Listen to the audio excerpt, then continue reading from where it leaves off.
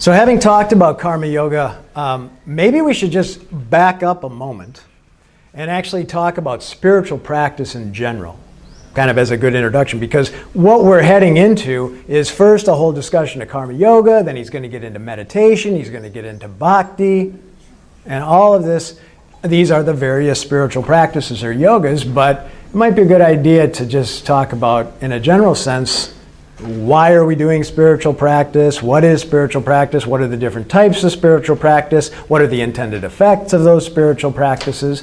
And then we kind of know what we're going into, right? When I teach essay writing, introductory paragraph, you say what you're going to say. Then the body, you say what you're saying, and then at the end you say what you said. Okay?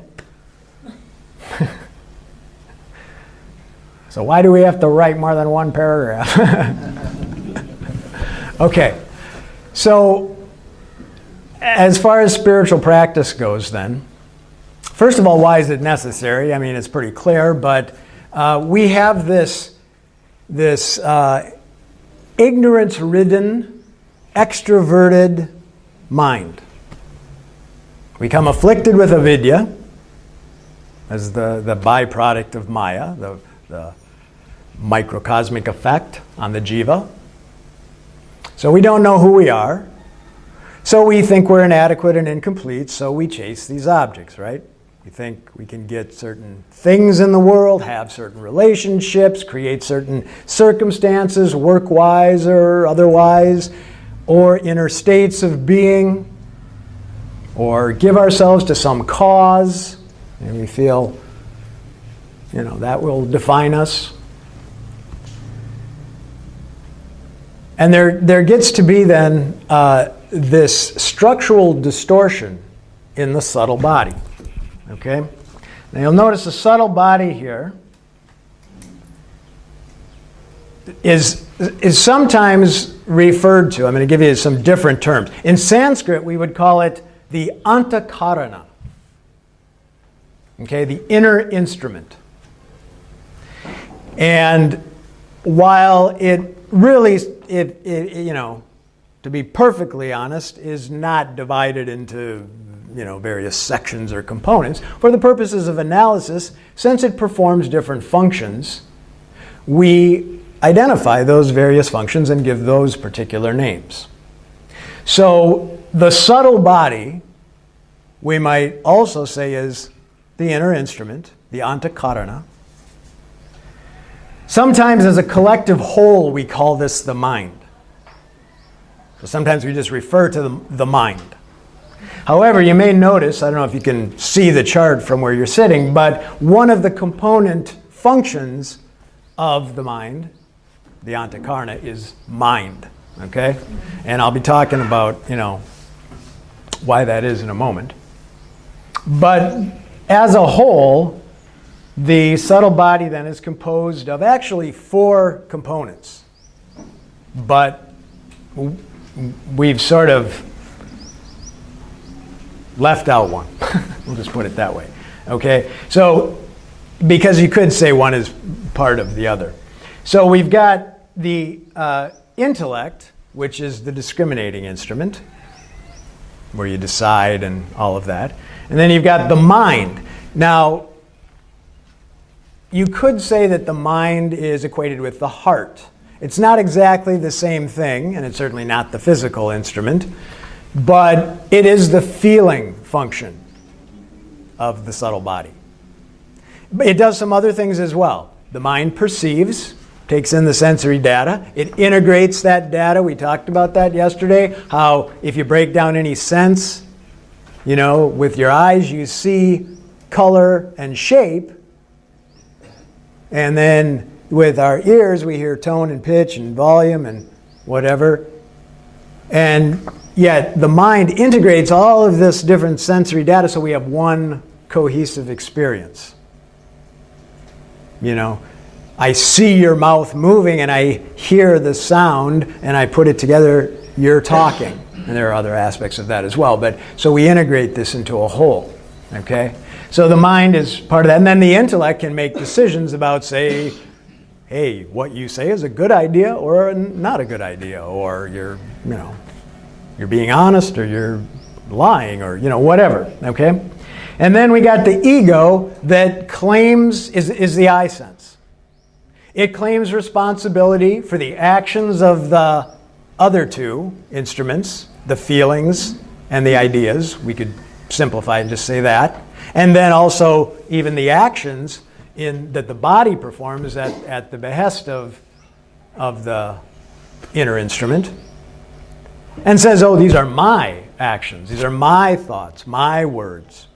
And there's also a sense of separation then from everything else that the ego establishes.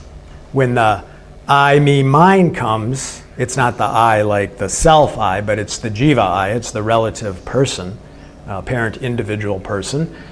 And the ego starts to say, I am this individual separate from everything else, and then I see there are all these other separate individuals and attributes I-ness to them. Okay? So that's how that takes place. Now the missing element here is chitta or memory. So intellect, to give you the Sanskrit, just to be fancy about it. But the intellect is buddhi, mind is manas, ego, ahamkara, and then memory is chitta. And that's kind of just been left out. Sometimes it's equated with the causal body. It's not exactly the same thing. I've seen it presented different ways. And you'll see this even in the scriptures, the Upanishads. It's not like, hey, is one teacher interpreting it this way or not? But even in the Upanishads, the elements, all of the essential elements are always presented. All of these functions take place, but exactly where they're situated might not, be exactly the same. So we could say, well, if the causal body is your unconscious mind, memory wouldn't seem to fit exactly there because you remember things, but until you remember them, they are kind of in the unconscious. So maybe that's the causal body. Ramji often says the causal body just is the storehouse of impressions, and it's the chitta that's in the subtle body that is the memory of information, the things you know to do your job or that you had to learn in school or to carry out your family life and things like that. I mean, again, it's 6 of one, half dozen of the other. But all of these functions are taking place, and this is the subtle body. Okay, so what happens, and this is why the three are presented here, and shit is kind of left out, is that what happens is there becomes this structural distortion when we're ignorant, because we feel one way, and then we know better, but we can't resist because I want to do this. Right? For better or worse, depending on, all of these three things come into play, but they're kind of at war with one another. Because they always want their way. The intellect is saying, hey, don't do that. It's not smart. Or, you should do this. And the mind is going, yeah, but Okay, meditation's a good practice. I'm going to start meditating. Okay, I'm going to get up, 6 o'clock, whatever. And then the alarm goes off, and the intellect that the night before said, hey, you're going to do this spiritual practice and start growing as a person or, into your spiritual truth. The mind says, oh, God, this bed's nice and warm. I like this, and I don't want to get up. I'm tired, So the emotions may win out, and depending on who wins the war. But you got them pulling in opposite directions. And the I, if the intellect wins and pulls you out of bed, then the ego's like, oh, I'm so great because I'm getting up and meditating, or something like that. And then if the mind wins, then oh God, I'm such a slug. I feel I can never do anything. I don't have any discipline. Okay. And so there's just this whole mess going on. And we're just in, it's all distorted and it wants different things, I wants to be recognized. I'm such a good person. And the mind is saying, I just have compassion for people. I just want to help. I don't need to even be recognized, or that type of thing. Intellect's going, the whole thing's a dumb idea. Don't worry about it. You're not helping, or this is simply what you should do, or whatever. Okay, so they're just all pulling in different directions, and we're just out of sorts. We don't know where to go. We don't know if our intellect should, even if we intellectually know that the intellect should be in control, the driver should be holding the reins. Quite often, the reins get a little slack, and suddenly the senses, the horses, are pulling the chariot, and the reins are barely, directing him where to go, and the driver's just being pulled along, right? It's like walking one of those big dogs. They just pull you, So this is our predicament. So we need spiritual practice then to correct that. And what does correction amount to? Correction means purifying the mind. That's how it's, spoken of in the scriptures, right? So, oh my gosh, then we get all these ideas, we have to be holy. And then it's just another war with the subtle body, right? Because the intellect's being like, I'm going to be the holy saint. And, but I don't feel that way, but I am. I know these truths. And, here we are again in the same war. Okay? So what purifying the mind basically means, and again, this is reiterative, but we just keep going over it. So purifying the mind means neutralizing the vasanas. So again, vasanas are the impressions left from our past actions. They're of two sorts. They're pleasurable and painful, if we just want to simplify it. Okay? The pleasurable vasanas then they're in the causal body. I mean, these impressions are registered in the unconscious realm, or they stay stored there. You're not having to think like, ooh, I like chocolate ice cream. I got to keep remembering that. I didn't have to call upon my deep memory last night when they said, do you want one of those chocolate peanut balls at German bakery? I knew right away. Yeah. Okay? So, we got the vasanas in the causal body, pleasure and pain. Then they manifest as fears and desires, it says here on the chart, likes and dislikes, attractions, aversions, which are essentially the same thing, because they're just two sides of the same coin. You could say a fear is a negative desire. I want to avoid this. I'm afraid of those dogs. They're going to bite me. I want to get rid of it. Okay? What I want is I don't want to be bitten. Okay? Whereas a desire, of course, is a positive fear. Okay? I'm afraid of being bitten. I don't want to be bitten. I want to be healthy. Okay?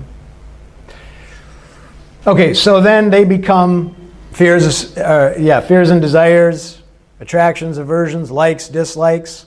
And of course, when we start to act upon them, then they can become attachments, not just attractions.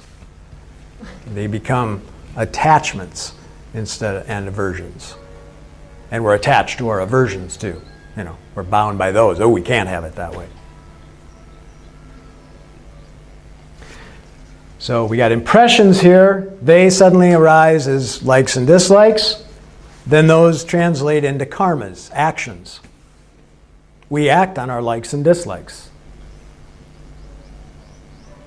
Okay?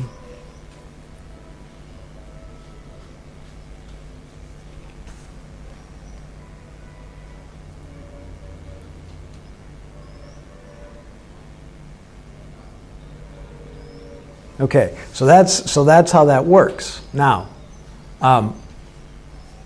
vasanas are not necessarily bad; they get a bad rap. But again, what we're trying to eliminate or neutralize, eliminate binding vasanas, neutralize the binding vasanas. We'll always have the vasanas. We'll always have the impressions of pleasure and pain. We'll also always have preferences, or what we might just say, attractions. But we don't want attachments. We don't want those binding ragas and dveshas, likes and dislikes. Because then, of course, we're not free. Okay? So now, again, spiritual practice is the way to neutralize the vasanas. But spiritual practice is an indirect means to our goal. And again, what's our goal? Moksha. Liberation. We want freedom. And what do we mean by freedom? I mean, aren't we free? We can just go walk around, do what we want? No. We want inner freedom. Freedom from dependence on objects for our happiness. And again, objects being anything that we experience in any way whatsoever. Anything that can be perceived or conceived. Okay? We don't want to have any of that coloring whether we are okay or determining whether we are okay. We're okay, then we can enjoy or we can, but we're fine. Okay. So, so it's not the direct means because no limited action can produce an unlimited result.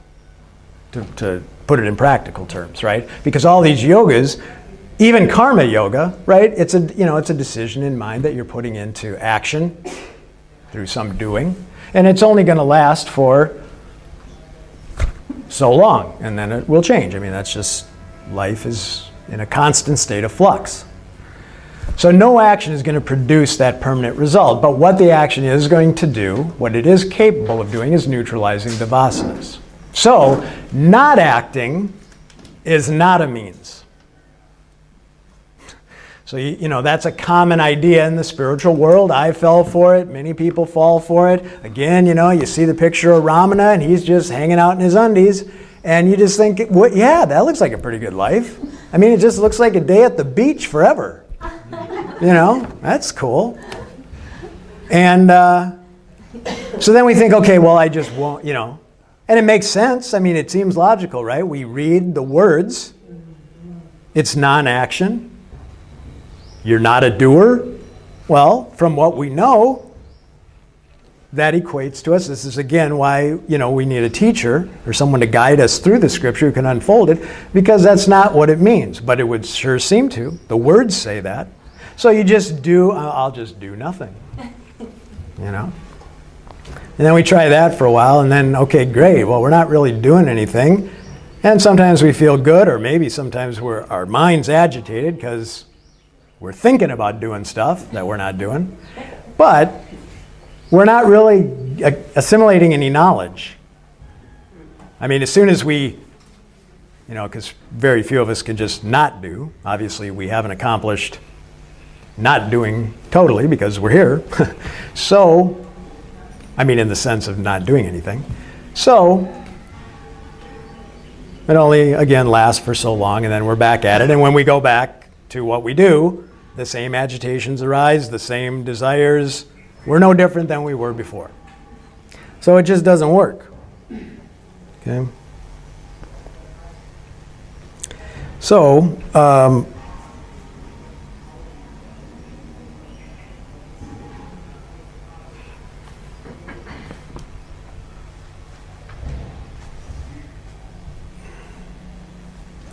if non-acting doesn't work, and that's not what it's all about, then, what are we to do? Well, let's see here. Oh, yeah, well, duh. Okay, so the reason we don't have to do anything is because moksha is already an established fact, right? I mean, we're already free. That's the whole point. We went through that thoroughly yesterday. But so it's just something we don't recognize. So we're back to the idea that what we need is knowledge. Okay? And the reason we don't recognize it is because our mind is so, is ignorant, and it's so extroverted and agitated. So the waters are rippling, so we're not seeing an accurate reflection of the sun. Again. So we don't see ourselves. We can't recognize the fact.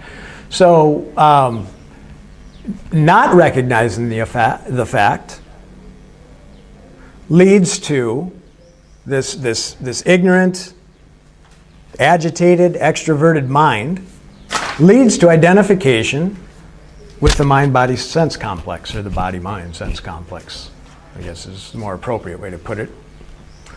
Okay? And once we identify with the mind-body sense complex, then what do we become? The apparent individual person. We've put on the Halloween costume.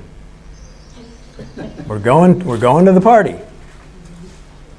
So, the apparent individual person is a doer.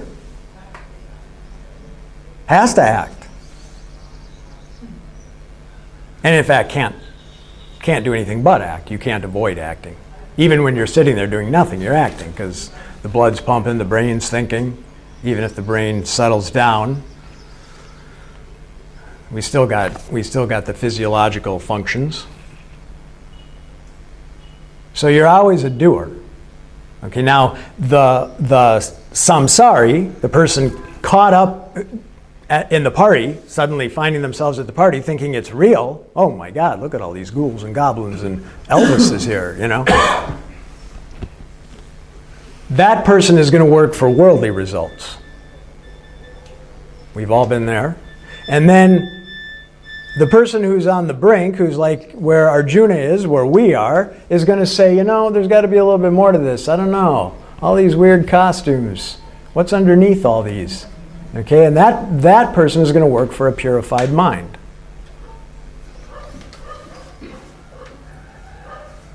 We call that a jinyasu in Sanskrit. Someone who wants knowledge.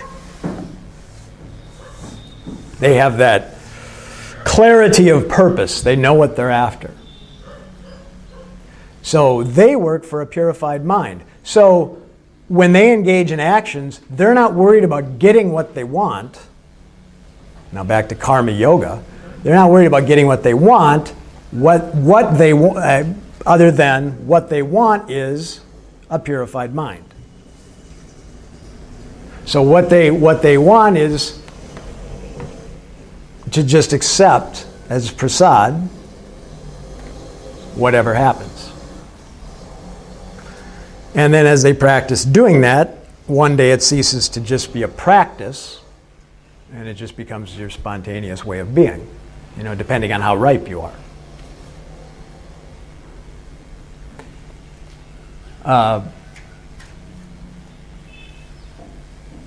Okay, so the samsara is working for worldly results, the jinyasu is working for a purified mind. Again, what's a purified mind?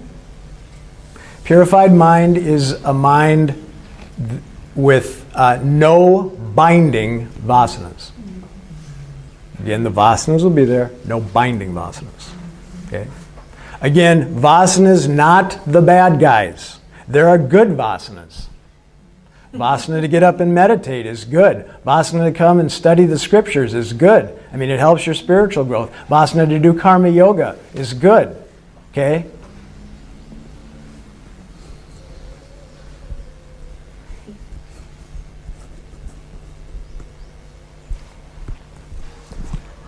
Vasana to, you know, take a shot of heroin every morning. It's probably not going to work ultimately to your benefit.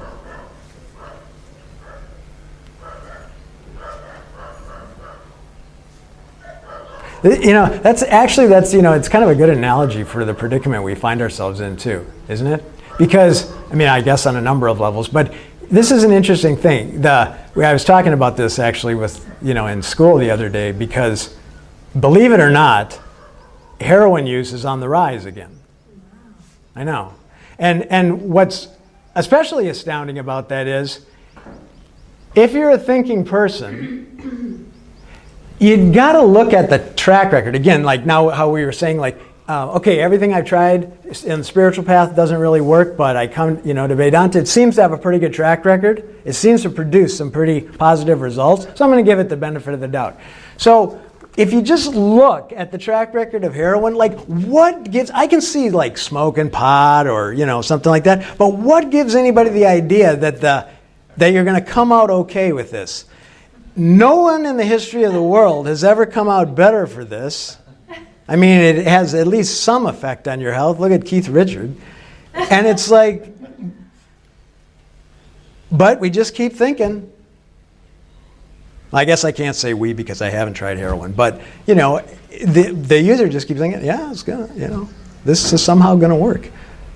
I mean, I know, of course, they're not approaching it from that level of intellect, probably, but it's just kind of a silly thing that we just keep thinking this thing is going to work that never has worked before. But okay. So at any rate.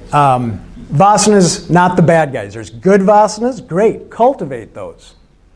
I guess, to be honest with you, those being binding vasanas, let them be binding for a while.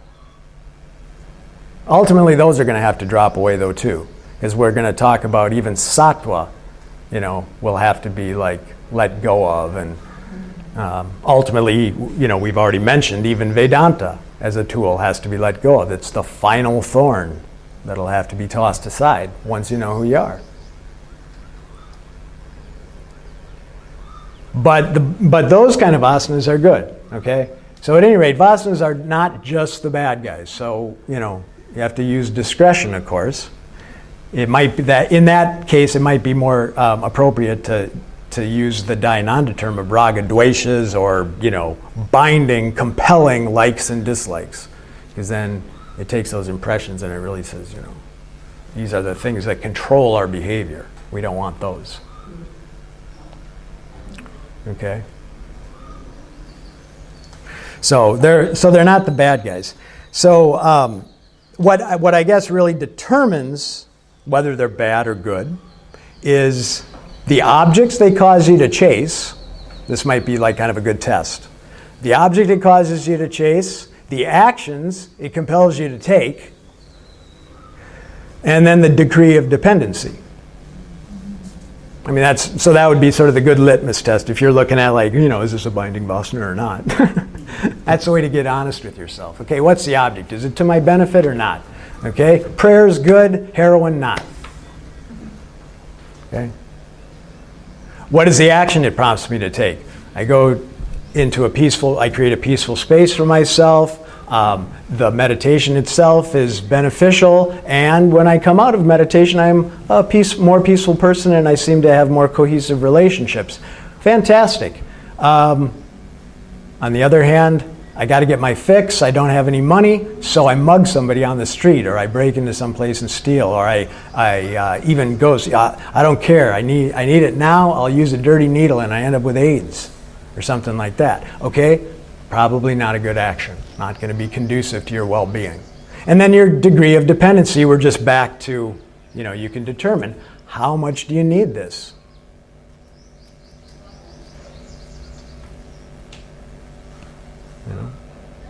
Okay. And the object, the action, the degree of dependency are determined basically by your level of understanding, or your knowledge, we'll just say.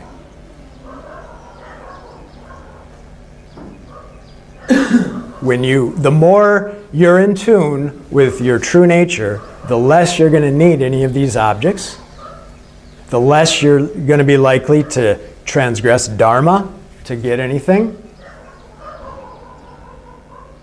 and the less appealing will be certain objects to you.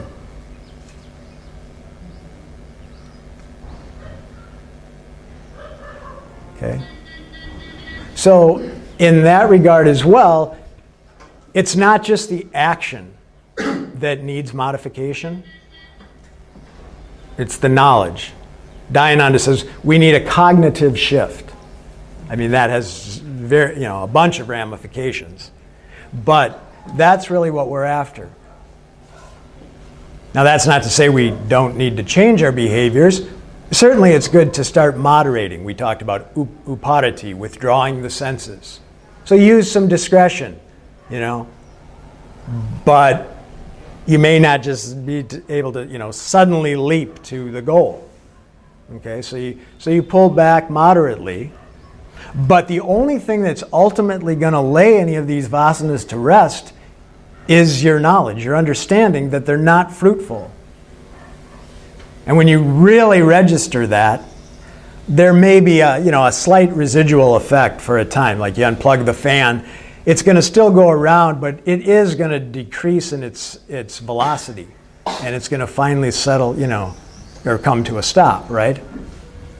So this is another fishy thing, to just make another reference to like common abuses between the guru and the student, or just even not being honest with yourself on the spiritual path. If you're just using as an excuse, or some guru uses as an excuse, these are just, my vasanas, but I'm not attached to them. But they go on for 20 years. It's been 20 years since I've been enlightened, but I'm still taking advantage, having sex with my students or something. Probably there's something to be alarmed about. They're not really assimilating it. Okay? Some ill behaviors may continue. I mean, that's kind of an extreme example, but I mean, some ill behaviors might continue in your own sadhana. But, they unwind, or they slow down, and they eventually drop off. So, I mean, if something hasn't dropped off forever. Now, there are a few. I mean, I guess you could make the case like Chinmaya, using snuff, Nisargadatta smoking beedies. I guess you could say, well, geez, those never dropped away. Did they, they must have not known who they were. Well, it's another one of those anomalies. Well, yeah, but on the other hand, it was a dharmic for the body, but was it really affecting anyone else? And, some vasanas are really, really deeply rooted. They're not so, we'll never uproot them. But what effect are they having? That's another thing that we just have to use our common sense. I mean, are they blocking our sense of who we really are?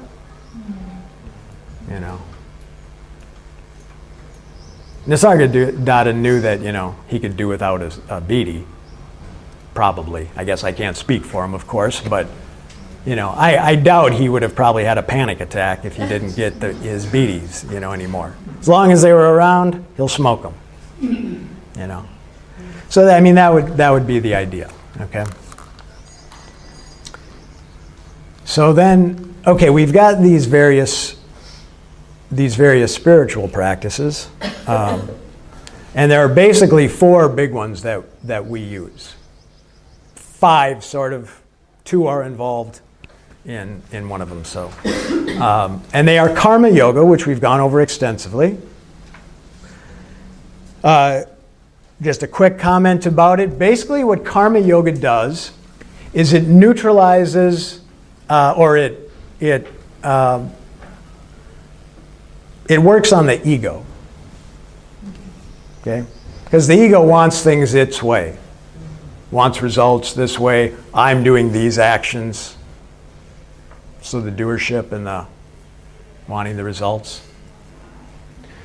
So karma yoga negates the ego, or neutralizes the effects of the ego. It really works on the malas. They're called the malas, the impediments,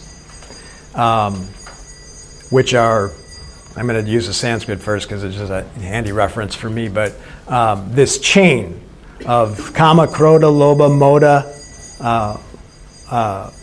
or moha, mada, matsarya. So what it is and they sort of just work, again, just in a progression. Attachment is kama, desire. Okay? Krodha is anger. You don't get what you want, you're angry. You're pissed off, right? Lobha, greed. You get what you want or you don't. You want more, better, different. Okay?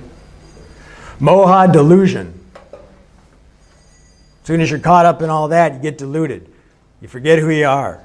You don't use your discrimination anymore, not only in terms of who am I, but in terms of just making decisions, appropriate decisions. Mada is jealousy. Or no, that's Matsarya. Mada, what is Mada again? Anybody know? What? What did you say? The second to the last one. Greed, avarice. Oh, pride. Thinking I'm so great, right? Okay? And then Matsarya, jealousy of others. Okay? So these are like the big impediments that we all experience, and we want to neutralize those, and all of those are done away with in Karma Yoga. Okay? It treats all of those. It cancels the doership, and it neutralizes the vasanas. That's its job.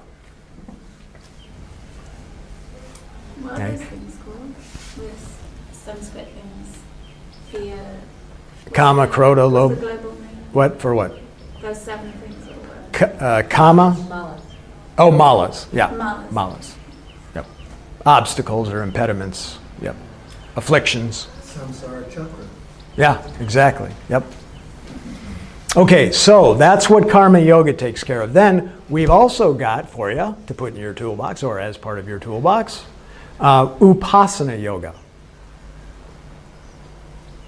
So Upasana Yoga involves both devotional practice, Bhakti, and meditation. Dhyana is the name. Okay. So the devotional worship transforms the emotions we have for objects into devotion for the self. So we have all this intense desire for things. Well, it's, we don't have to necessarily get rid of desire. How do we ever do that? It's really an inherent part of ourselves. We're never going to get rid of desire. Even now, we desire to know who we are. Okay? So desire is not bad, for one thing. Again, it's about what we're desiring and the degree of dependency and all that, the actions it drives us to. But at any rate, so we've got this desire. Now, what we want to do is not eliminate it, but sublimate it. Okay, put it to better use. Be passionate. Be emotional. Go for it. Mumukshutva. I want this. I have a burning desire for this. Okay, rather than for objects, now I want me. Okay. And then the meditation just cultivates an introverted, calm,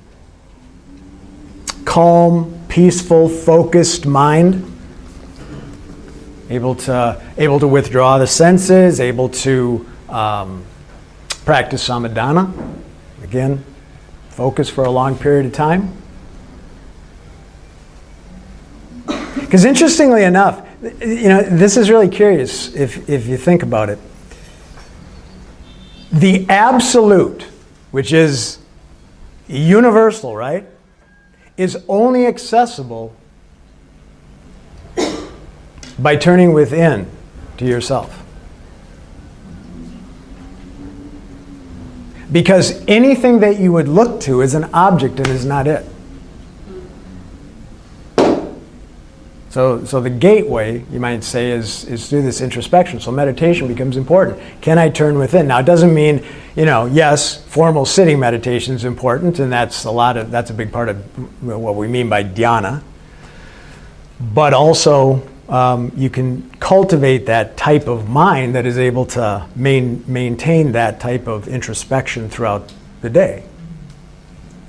It aids. And these are not mutually exclusive practices, by the way. Karma yoga, if you really think about it, you can see is a bhakti practice. You're offering your actions to the Lord, right? You're accepting the prasad. So karma yoga is bhakti. Bhakti isn't a separate yoga, You've probably maybe heard about that. The multi-path confusion. Bhakti yoga isn't a separate path. There's karma yoga. There's either the path of action or there's the path of knowledge. And we'll get into what we mean by that separation later. But basically, if you're a householder, a person in the world like all of us here, then you're on the path of action. And then those lifestyle sannyasis are on the path of pure jnana. They're just after the knowledge. They don't do anything, but they just focus on the knowledge. Well, you have to be highly qualified to be able to do that. So 99% of the population is going to be following the path of karma, And so you use these practices to purify the mind so that you can assimilate the jnana. Okay? So one's not better than the other. That's part of Arjuna's confusion. We'll get into that more in detail as we go through the text. But for us, anyway, this is, the path of action. Okay? So we implement these yogas. All right, so then Upasana Yoga, which involves bhakti and meditation again, that purifies the mind, the emotions. Okay? There's a power in Maya, Vikshepa. It projects all these things. It projects, the creation itself, but then from the individual's perspective, it projects our likes and dislikes, our evaluations and interpretations of that, a whole nother layer, and that creates our experience. So those practices deal with that. They kind of assuage the Vikshepa Shakti, it's called, that projecting power. Okay? And it just, we start to see what these projections really are, and we can withdraw from the projections or maybe even see through them. Using our X-ray vision, we see the content of the form, what it's actually made of, which is the substanceless substance of awareness, rather than what it appears to be. So we might say, too, that we use the bhakti as we devote ourselves to a deity, which is a personification of that, and then coupled with meditation, we start to, appreciate what it's symbolically representing, and then we enter through that gateway and we just recognize the infinite that it's been pointing to.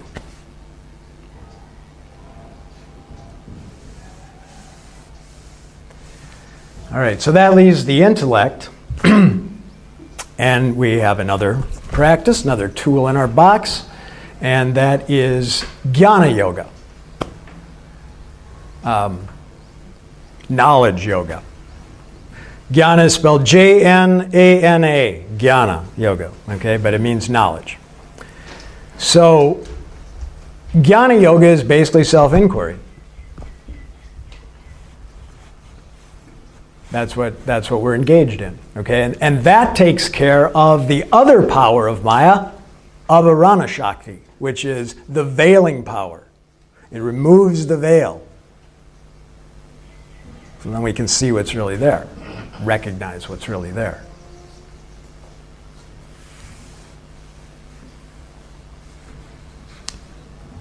And then that simultaneously removes avidya, same type of thing, but that Avarana is a power, I guess you could say, that's sort of an offspring of avidya. So it reveals the self through analysis and illustrations, these analogies that we use. All of the, and in both cases, the analysis and the illustrations are based on the unfoldment of the intended meaning of the words. Okay? And then how does that stack up in terms of our own experience? We start to see our experience in a different way. Oh, I hadn't looked at it like that. Yeah. Our perspective shifts. And then it also facilitates the assimilation of the knowledge through Shravana, Manana, and Nidhyasana. So that's Jnana Yoga. Okay. And then for the kicker, we have Triguna Vibhava Yoga. Or if you just want to put the English translation, energy management. Triguna, tri-guna, the three gunas, the three constituents, or the three essential qualities that everything in the apparent reality is composed of. Okay, the cookie dough, the ingredients of the cookie dough. So we can start to manage these. Now, you might ask, well, if it's all mitya, why do we have to manage them? Well, we still have a life that is mitya, and we experience that. And we do, so on the one hand, well, it affects our experience of life, the quality of our experience. And then also we need a certain mind, a sattvic mind, a pure mind, in order to assimilate the knowledge, to make the recognition. So it's important to do some energy management on both those levels. Just on the practical level for the jiva, it contributes to health, mental clarity, efficiency in your actions, but it also is essential for attaining the real goal. And it basically regulates the relative proportions of rajas and tamas. We still need rajas and tamas, and we'll talk more about these yogas in detail. This is just the intro. But we need rajas and tamas, but we want a predominantly sattvic mind. So it regulates the relative proportions of sattva and tamas, cultivates a predominantly sattvic mind, and ultimately reveals that we're beyond the gunas altogether.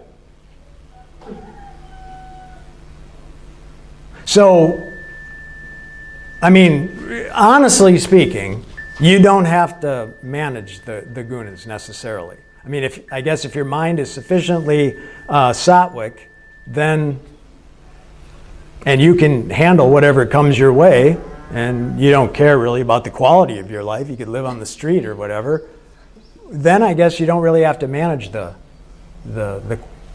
qualities. But most of us, we still need a little work, cultivating the sattvic mind necessary to fully assimilate the knowledge, so we've got that. Okay? So, and that Triguna Vibhava Yoga supports all the other three yogas, makes it a complete toolbox, but that's what you use. The rest of your life is basically, or until you fully assimilate the knowledge, is focused on implementing those practices. And again, the last thing about this is it's not a multi-path system. I mean, this was a presentation of yoga. I don't know exactly when it originated. I think James says it actually started in India before Vivekananda brought it over to America. But that same disciple that Ramakrishna held under the water turned out to be the first ambassador of Vedanta to the West. He came over in 1893 and presented Vedanta to the World Parliament of Religions or something like that. And wow, world hadn't heard of anything like this. But for whatever reason, I don't know what his motivation was. Maybe to make it palatable, or maybe or to try to make it a little more clear to Westerners, or maybe he had a misunderstanding himself, who knows? But he presented these as different paths. So if you were an intellectual who just wanted to read the scriptures and grasp it intellectually, then you practice jnana yoga. If you were emotionally inclined, real emotional person, wanted to do all this devotional practice and chant and all that, then you practice bhakti yoga. He made bhakti just a particular yoga. And then if you were into being an active physical person, then you practiced karma yoga and you served humanity through selfless service, not expecting any reward yourself. That was kind of the way that he presented it. And then Raja Yoga was a fourth, and that involved the meditation aspect and other things. But so that was kind of, and then it's just created confusion ever since, because people just say, oh, well, all I'm going to do is just go to the temple and worship, and chant the name of God until I get it, and I don't know, it may work or it may not. I guess a point that's worth making, this will be the last point before lunch, is that, this traditional Vedanta self-inquiry is not the only way to get enlightened. I mean, Ramana didn't really do, well, I guess he kind of did some self-inquiry in that little meditation he did. But I mean, maybe he's not the best example, but countless people through the centuries and other traditions and whatnot have realized the self. Okay? It's just that this is a tried and true method. We know this system works. Okay? And so you can use it. And of course, this is the way to teach it. Okay? But people can just get it. They can just wake up if they're ripe enough. Okay? So it's not like necessary, but it is reliable. And it's airtight, So I guess if you've come here, then it's got the goods. Okay? But again, it's not a multi-path, not multi-pronged path. All of these yogas are facets of a single sadhana. We all have intellect, we all have a mind, we all have ego. So we work on all of them.